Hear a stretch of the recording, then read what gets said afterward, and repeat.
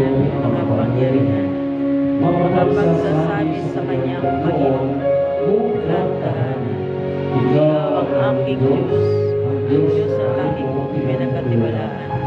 Ikaw ay iligtas niya sa panganib sa uma ng bitak, at kahit anumang matigas na salot di ka magdaranas.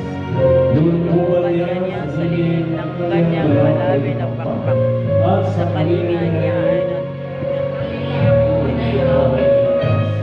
ingatan niya ay magsasagalang pagkat siya'y tapat. Pagsapit ng gabi, hindi ka matatakot sa anumang bagay, maging sa gagawing biglaan paglusot sa hapit ng araw. Sa anumang darating na salot pagkagat ng dilim, hindi ka matatakot sa araw ng dumating. Kaya magbuwan sa iyong harapan at sa iyong araw, sa iyong paligid ang bina ng patay maging sa libo. Di ka matatakot at hindi ako, di ka maano. Ika'y nagmamapit at sa loob iyong mga pasdan.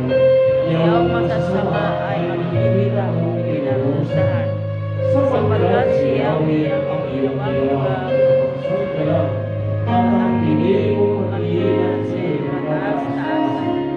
Di mo maamutin ika'y mapahamak at walang kagad.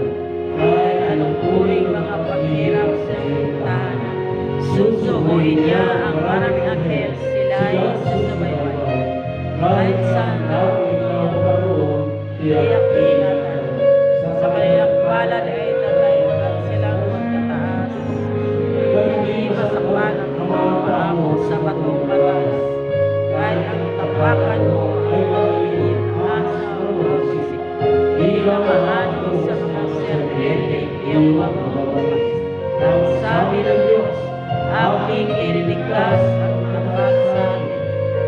Ingatan mo ang sinumang taong may kinikilig. Pag sila'y lumawang, laging handa ako na sila'y pakinggan.